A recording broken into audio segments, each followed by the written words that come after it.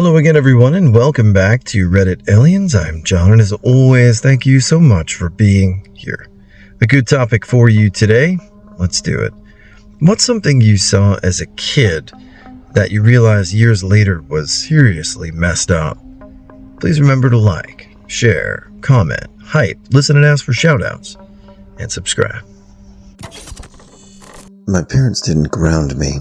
They would just go up to my room when I was at school and break something of mine I really liked. Then they would leave it for me to find and not tell me what I did wrong. When I would ask, they'd say, "You figure it out." I thought everyone's parents did that to them, until one day as an adult, I was talking about it to a group of friends, and they all got quiet and just stared. A woman about to jump off a bridge. She was standing on the wrong side of the railing, which is something I did on the slightly raised walkway at school for fun, so I thought she was just doing a cool stunt like that. I have no idea what the outcome was, but there were people on the pathway talking to her, so hopefully she was talked out of it.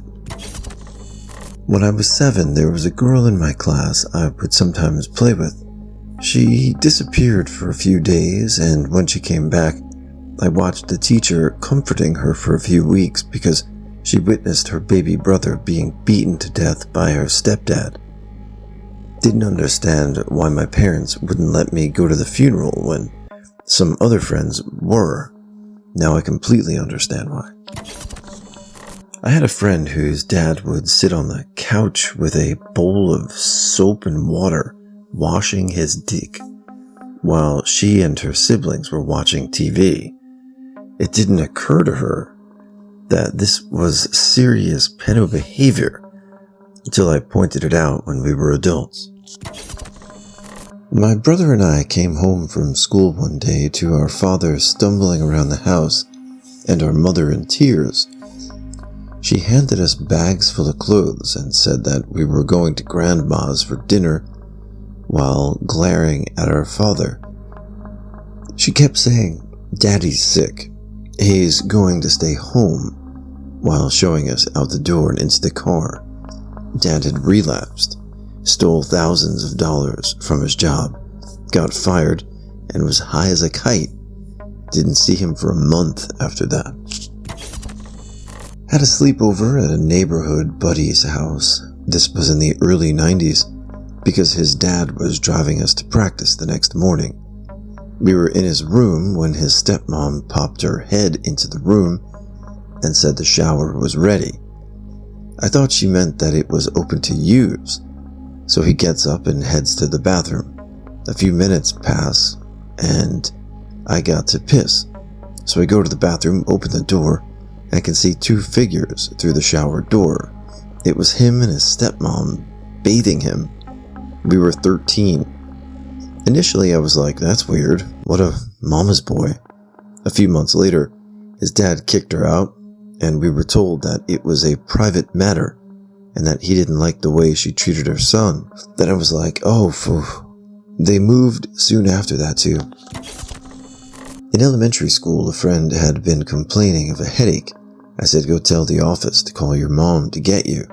But she said she couldn't because her mom was working. We were going inside after recess when she collapsed right in front of me. Teachers diverted us into rooms while they handled it.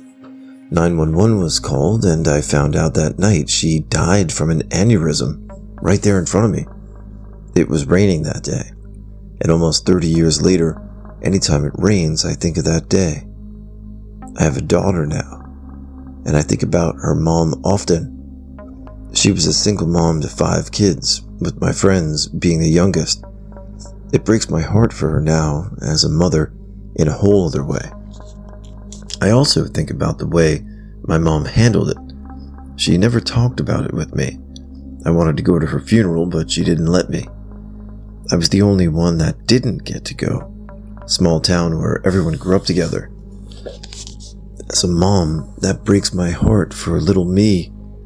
Like, how could you just pretend that didn't happen? Your little daughter's friend died right in front of her, and she's crying every day. that it rains and you just go on like nothing happened? I lived in an apartment complex in a rough area of the city, watched someone get stabbed multiple times in the parking lot from my balcony. My dad told me they were play fighting and ushered me inside the house. I didn't realize what I saw until I was much older and saw another person get stabbed as an adult, and it triggered the memory. My dad was in a 1% motorcycle club back in the 80s. He had no problem taking me to shenanigans that I probably shouldn't have been around. The most legal, messed up thing was when I was about 12. He took me to a big multi-day biker convention, similar to Sturgis, but in the Northeast. The Hells Angels had one whole side of the convention ground to themselves, and the other clubs staked out their territories.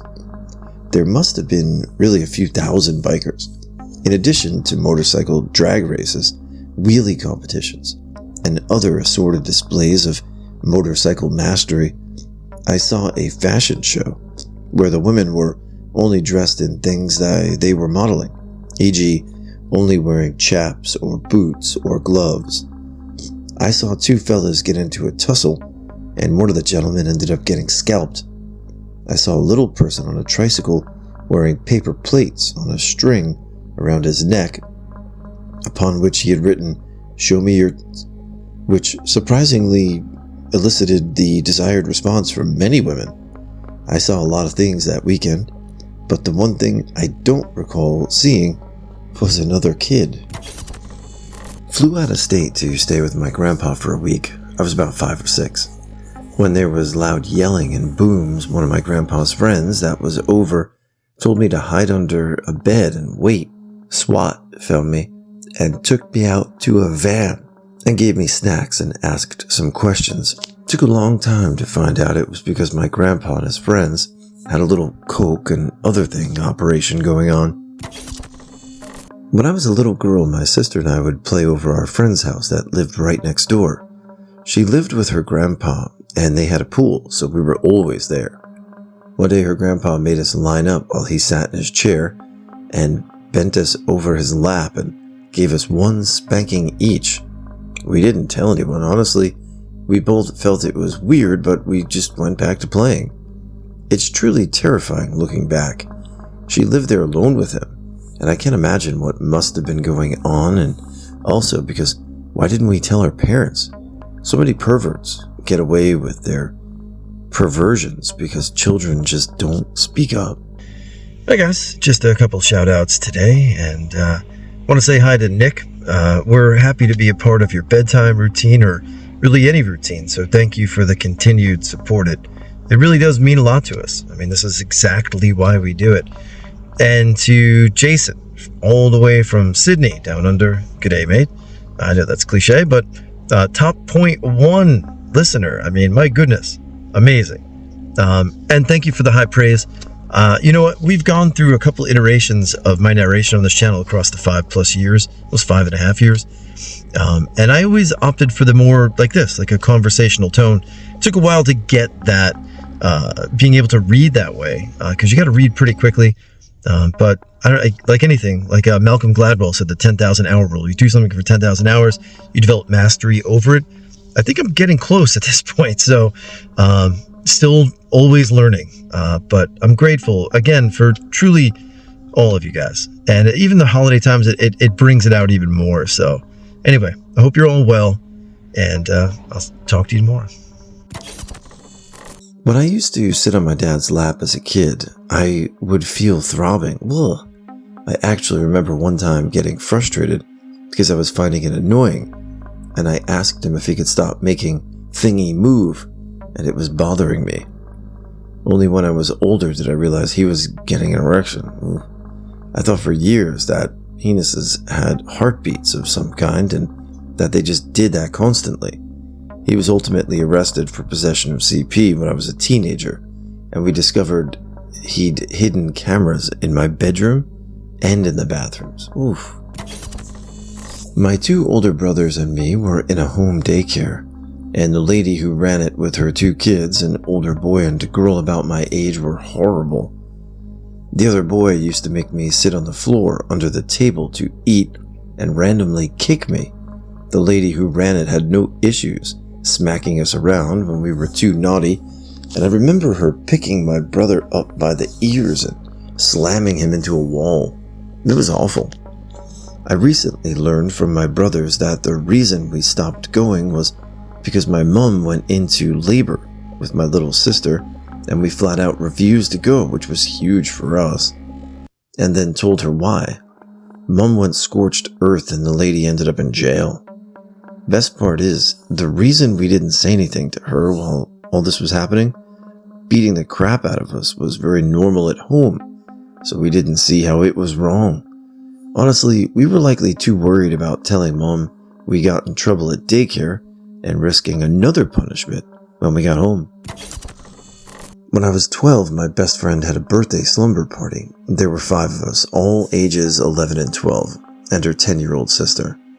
The morning after our first night, her stepfather made us pancakes in the shape of a penis and laughed about it. Her mom just rolled her eyes and blew it off. I told my parents about it, and my dad confronted him, but nothing more happened other than I was not allowed to stay the night there anymore. This was back in the mid-80s, so lots of times stuff like that was just shrugged off. We found out years later that he had been molesting the 10-year-old sister. Oof. I don't know if they do it nowadays, but when I was a kid growing up in Southern California in the early 90s, there was always the house apartment that sold snacks, Spider-Man, Maximum Carnage, sports cards, tacos, pogs, and soda. Me and a friend just got some things. They were walking out. We paused for a minute to open our snacks, and then we saw him. This boy younger than us, walking like a zombie covered in blood and crying. Turns his head, and there's a huge chunk missing with his skull exposed. We were slightly in shock and didn't know what to do. The lady that lived in the apartment that was just left hears this and runs out there and starts screaming. She picks the kid up and rushing it to the office. Within 10 minutes, ambulances and cops are on the scene. We're questioned, and after I see the cops over by the parking lot in the direction which the boy came from, shining a flashlight under this brown car, they eventually find the owner and cuff him. Apparently this guy had ran over the kid. Don't know if he was drunk or didn't see the kid, and then panicked and dipped, but that was messed up. I don't know who the kid was, but saw him in passing months later with what looked like a huge scab thing on his head. Glad he survived and was healing. When I was probably 7 or 8-ish, I hung out with 3 older girls my age in the apartment complex we lived in. It wasn't the best area. They were cheap apartments. One of the girls would constantly make up games that required us to strip.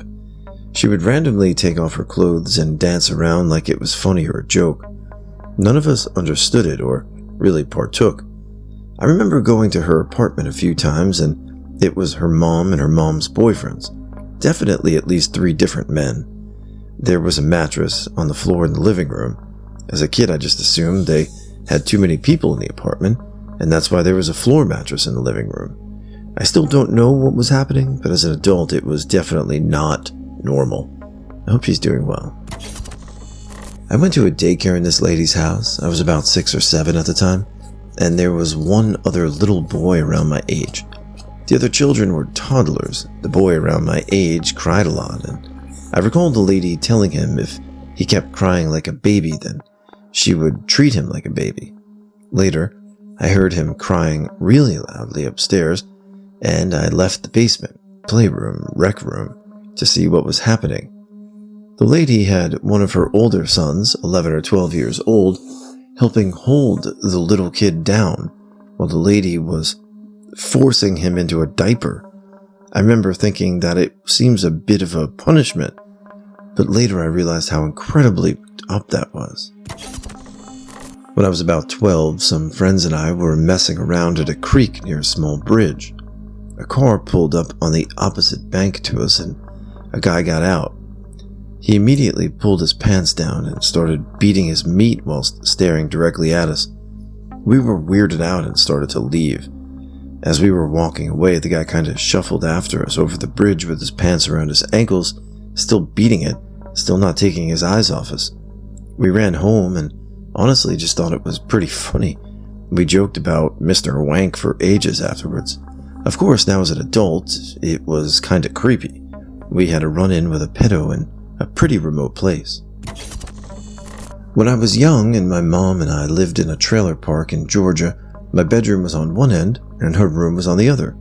There were times at night sometimes where something would knock on my window. There were no trees or shrubs. It was obviously someone knocking. I could hear them shuffle and walk around to the outside to my other window and knock there. I told my mom and she said it was the neighborhood kids at first, but then tried to convince me it was a ghost and we were haunted. I was telling my wife about how my mom used to have parties on the weekends, and one night, age 6-ish, walked in on her talking to two people in her bedroom, and she leaned over to hide something. I told my wife I thought she was selling weed. During this conversation, I told her about the knocking and my mom telling me we were haunted, and my wife goes, she was selling drugs. And I was like, I mean, yeah, that tracks, but I just thought it was that one time. And she replies, no, that's why people were knocking on your window. They got it wrong, so instead of knocking on hers, they knocked on yours. And it all sort of made sense and pissed me off, but also just made me so sad because of the danger she put me in almost every weekend of my childhood. And I can't even go into the day-to-day shit she did. Was 6 years old and was in the top bunk with my sibling on bottom. Woke up in the middle of the night with my bed shaking and the sound of a bomb going off. Looked out my window that was an inch from my bed and saw a smoking car sitting up against the window with the guy's head hanging over the steering wheel. Come to find out, he missed the curve and drove straight into our house. Miracle we weren't injured. Every emergency vehicle and police were out in front yard within 10 minutes. Turns out this 19-year-old guy was drunk and had a fight with his girlfriend up the street. He was speeding and just never turned with the curve. Messed up the house pretty bad, but luckily our house was bricked, so the car didn't come all the way through to our room. I realize it was messed up at the time for sure, but it's more messed up looking back as an adult. When I was 10 to 13, my mom decided to just not take her epilepsy meds anymore, so I saw her have multiple seizures. One while she was behind the wheel with me and my sister in the back, and my dad, who doesn't have a driver's license, in the passenger seat. He managed to pull the car over and call 911. I was 12 when that happened. She finally decided to go back on her meds when she got her license taken away after wrapping someone else's parked car around a tree after having another seizure behind the wheel. I would have more sympathy for her, but going off her meds was a conscious decision she made because she didn't like them. Very selfish and reckless, and one of the first times I noticed her pattern of self-destructive behavior that led to me cutting her off. My favorite aunt growing up was also a teacher at my kindergarten school. She was strict when she needed to be, but also sweet and patient. When I was a teenager, she was married and had a daughter. She also got sick with cancer during this time. We were in South America, and at the time there was this horrible practice that if a patient was terminally ill, they would inform the family but not the patient. Something about the stress of knowing reducing their chances of survival. Although I could understand wanting to maximize the potential of recovery in my mind, something felt extremely wrong about keeping critical information from the person that the information affects the most. I was not old enough to understand or dare to go against the wishes of her husband and the people closest to her. I wanted to tell her and tried to do it with my eyes the last time I saw her. I'll never know if she got a chance to process what she had the right to know. After she died and I got older and wiser, I understood that it felt bad because she was robbed of her agency, robbed of the right to put her house in order, mourn herself, understand and make peace with the inevitable. The sliver of responsibility I feel for my unwitting small participation in this injustice by keeping quiet is the small weight I carry in my heart that prevents me from ever allowing this to happen again in my family. Every summer as a kid, I went to church camp for a week. There were about 12 to 15 of us in a cabin laying in the dark, talking before we went to sleep. The counselors, my mom was one, asked us if they had any prayer requests or if they had a counselor to pray for someone. One of the other little girls said she wanted God to take her bad dreams away. The other counselor asked her why she kept having bad dreams. What were they about? She said she would wake up so scared every night because she found her grandpa swinging from the rafters in the barn the year before. I remember hearing my mom make this little scream gasp sound, then the rustling of blankets and bumping through all the metal bunk beds in the pitch dark, trying to find this kid and shut her up fast as possible. Apparently, Gramps had been hanging there for several days in the middle of summer, and it was exactly as bad as you could imagine. She started describing the way he looked and how many flies were on his face. I can remember it like it happened yesterday, and I'm 50 now. I don't think I slept through the night for months and months after that. When I was young, I thought it was normal for your parents to get carted away on a stretcher every Christmas because they took a bunch of pills or something to try to end their life. I didn't know any different. When I was 12, there was a new guy working with the fire department. He came over to me and said, "Hey honey, do you think maybe you should go up in your room while us grown-ups take care of your mommy?" My response was not very kind, I think. I said, "Oh, so are you going to come live here with us every day so I don't have to take care of mommy every day? You." The shock in his face was obvious.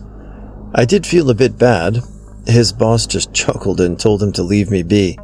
Later I realized that 12-year-olds should not be so used to things like that. Oh well. Snakes are my favorite animal. I have 2 pet snakes now. People often ask me how I got into snakes. I come up with some bullshit because the real story is rather graphic. I was like 4 years old and afraid of snakes. My grandmother left National Geographic on and I was hiding behind the couch, peeking out at times to learn about the animals as I loved nature. Then as Nat Geo would do, it turned to poachers. It showed a man ripping snakes in two by their jaws. I immediately wanted to save all the snakes. A couple years later, I learned I was born in the year of the snake. It's my year this year, and Steve Irwin's show premiered. It was cemented by then. Not quite as messed up as most of the other stories, but this is mine, and it was pretty horrific for a small child to see, to the point that I can't tell most adults about it in most situations. I was around 10. I have 2 younger stepbrothers. We were sitting at the family dining table eating breakfast. The younger of the 2 boys, aged 7, was giggling over something my dad had said or done. Next thing we know, my dad, who was sitting next to him, leans over and hits him in the face. I remember how blood started pouring out from his nose. My stepmom got up, went over to her son, and shouted at my dad to go to their bedroom. He remained there most of the day. Later, my stepmom beckoned all 3 of us to come into their bedroom, one by one.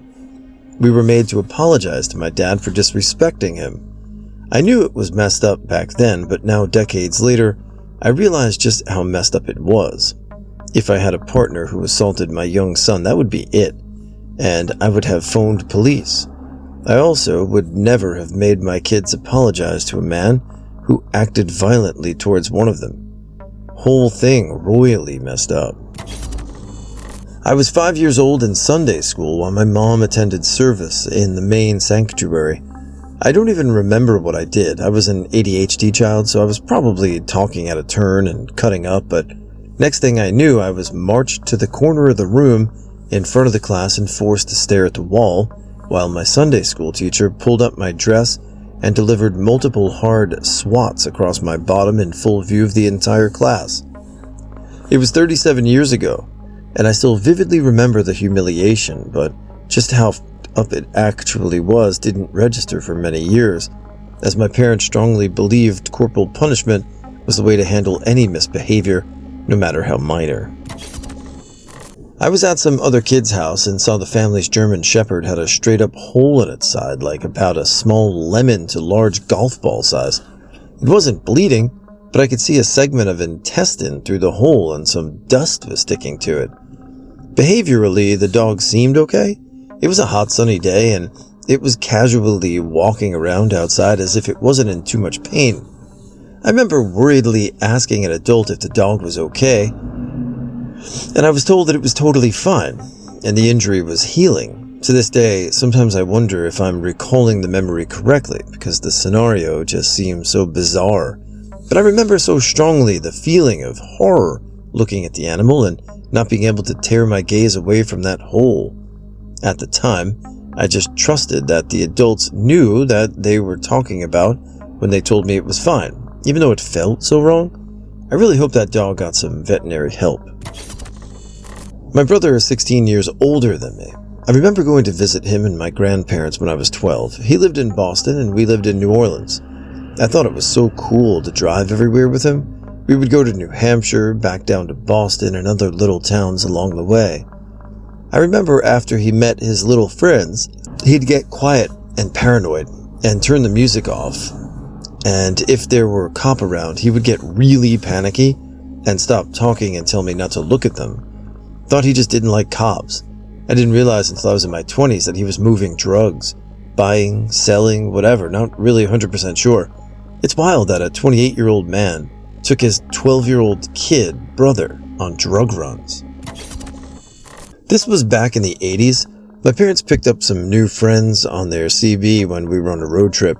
They lived in our city and had a daughter who was my age. I was probably 5 or 6. I spent the night at their house shortly after. Around bedtime, her teenage sister told us she had to go give us a bath. While we were both standing in the bathtub getting washed, I noticed the door was open a little bit and the dad was standing there watching us and didn't go away. I finally started laughing, saying, "Why's your dad just standing there?" And he walked away.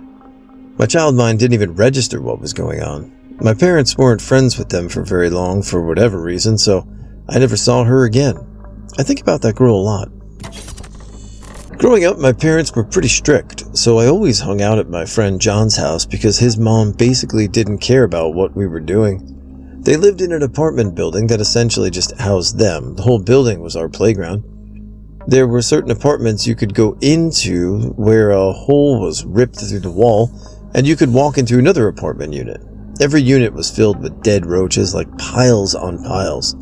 To put it into context, years later when Silent Hill 2 originally came out, the apartment segment was actually pretty nostalgic for me. John's mom smoked tobacco out of a pop bottle, but would quickly put it away when we would walk into the unit. Her boyfriend Jim slept on the couch permanently and would piss himself. Us being kids would make fun of him like a kid and say, "Haha, Jim peed his pants again." Eventually they moved and I lost touch with them.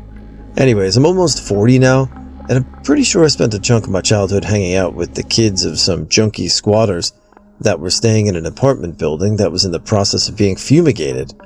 I'm not entirely sure on the squatter part, because they did have power. A core memory was watching Doctor Who on public access over there.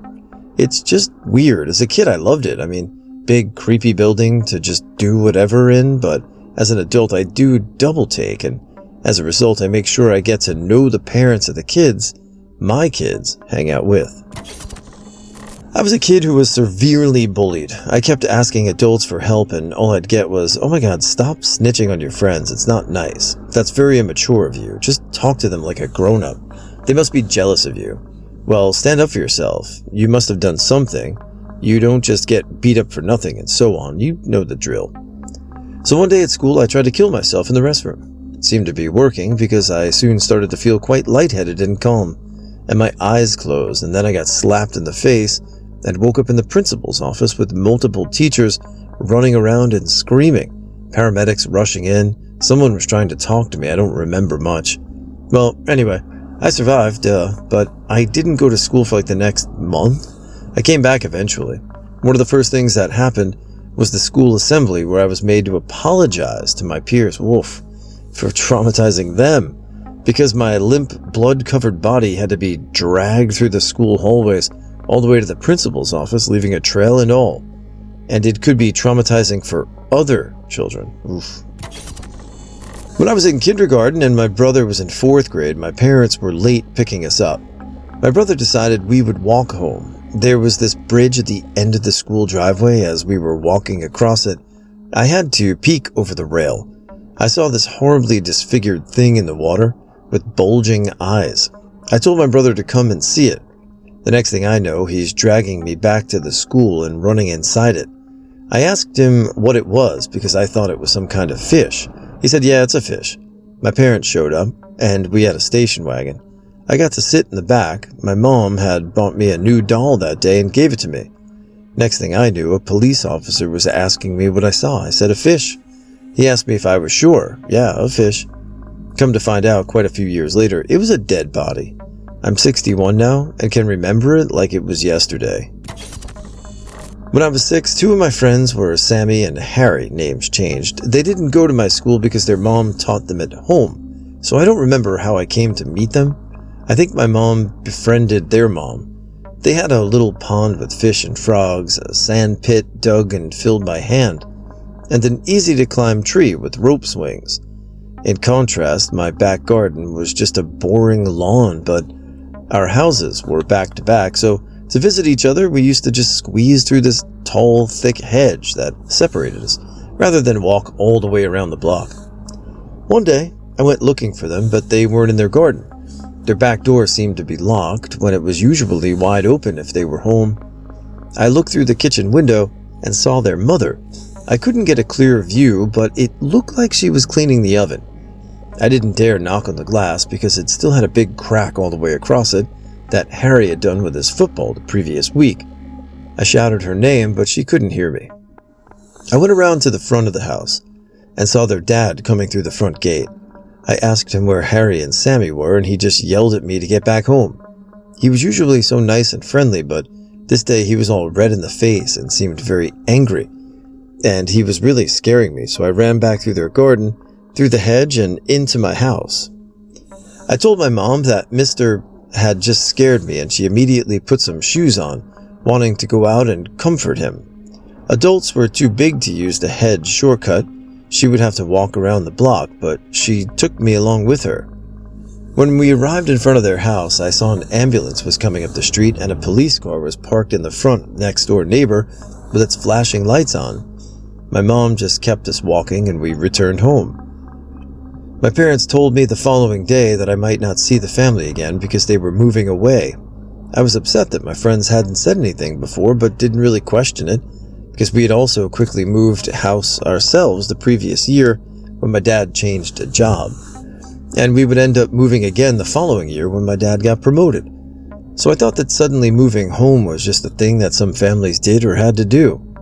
My parents did a good job of shielding me from the neighborhood gossip and the truth of the matter, but somehow it came out years later. That day, when I had seen their dad, he was returning from a phone box at the end of the street where he had to make an emergency call because their own house didn't actually have a phone line. When we went round there, my mom had seen through the window that a policeman was in their lounge and another one was also down the side of my friend's house, which is why she kept us walking.